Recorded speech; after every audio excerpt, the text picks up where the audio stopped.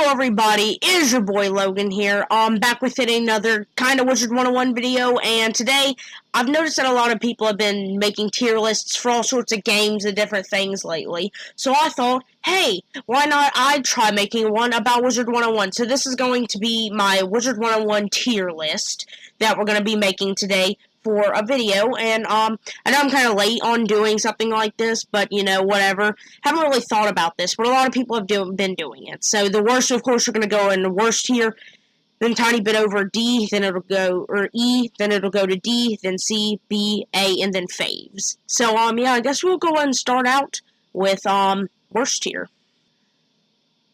And by the way, guys, keep in mind, this is just my opinion, but, you know, you can have whatever other opinion you want, but we're gonna go and get straight into it. So, in the worst, I'll put the Arcanum, since it's not really an actual world. I'll go and put down things that aren't actual worlds down into the worst tier, because, I mean, you know, they're not even actual worlds.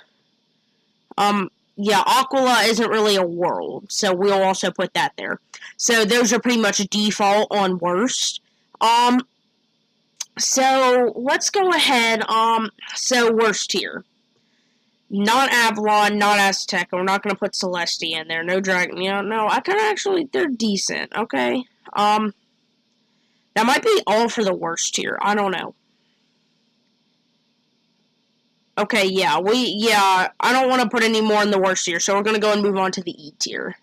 Alright, guys, so looking into the E tier, what do I want to do with the E tier? So, E tier, I want to go ahead. I'm going to go ahead and put Wisteria in E tier, because personally, I don't really like Wisteria that much. To be honest, there's not really anything else I want to put in E tier, so yeah, moving on to D tier. Alright, everybody, we are back for the D tier. So, I don't want to put Avalon, Azteca, Celestia, Dragonspire. I don't want to put any of those in here. Not Imperia. We'll actually put Grizzleheim in there.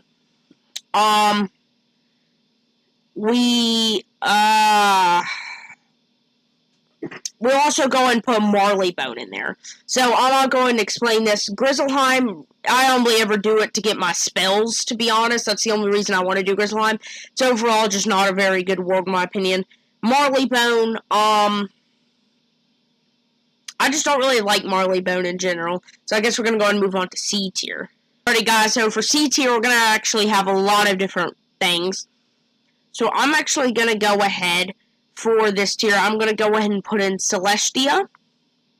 We're going to put in Mirage. We're going to put in Mushu. And you know what? Heck, while we're on it, let's go and add in Wizard City. So, the reason Celestia is up there, I kind of like Celestia, but it's not definitely not one of my favorite worlds. Mirage is, it's kind of boring whenever I'm questing there, but it's really not a bad world. Mushu is just kind of, I don't know, I've never really liked the Mushu area, but it's definitely not one of the worst or the best worlds. And Wizard City, I don't really like it that much, but it scores kind of high from just plain out nostalgia factor, probably. I don't know, it's just kind of a nostalgic memory getting onto the game and being in Wizard City on my Wizards. And, you know, I feel like it kind of deserved a good spot on the list. So I guess we're going to go and move on to the B tier. Hey guys, so for B tier, we're going to go ahead and do Avalon, Imperia, and while we're on it, we're going to go and do Polaris, too. So, Avalon, probably just because it's a really long world and the bosses are really hard there, but other than that, I like the storyline, and it overall is just a fun world. Imperia, I haven't really played Imperia too much, but from what I've seen, it's a pretty decent world. I played it on a couple of different wizards, no, I haven't played it that much, like, I've done a little bit of it, but I've only finished, like, I haven't finished I don't have even one 130 wizard yet, so the point is I haven't really completely finished it, but from what I've done, it seems like a pretty fun world, and I feel like it deserves the B tier. And, Polaris, well, it's very short, it gives a lot of XP. It's not really because of the storyline, it's mostly really enjoyable to have, like, a really short world that gives a lot of XP. So that's pretty much where that goes to. So I guess we're going to go ahead and move on to the A tier. Everybody, so for the A tier, we're going to do Azteca, Chrysalis, and Crocotopia and Zafaria. So we'll go ahead and get into this. So A tier, Azteca. Really awesome storyline. I just really do hate the ending where all of them die. But anyways, it has a really good storyline. It's kind of a longer world, but I just overall associate Azteca with really good memories on all my Wizards. And Chrysalis, a lot of people complain about how long it is and tedious it is, which it really is, I'm not going to lie. But I don't know why. I just really, really do like just getting through it because, think about it, whenever you get into Chrysalis, you're about to get Shadow Pip. You're about to get to level 100 and farm Darkmoor and get a big gear upgrade. So pretty much I associate Chrysalis with finishing the second story arc. Really good storyline. Sure, it's tedious, but it also brings a lot of good things to the game. And you get a lot of new features for your wizards in Chrysalis. Crocotopia, because it's a short world and it's one of the starting worlds, but I remember as soon as I got a membership after begging my parents to get one, it was just such an awesome world, and that's pretty much what made me continue to play the game, and still to this day, I absolutely love Crocotopia as a world.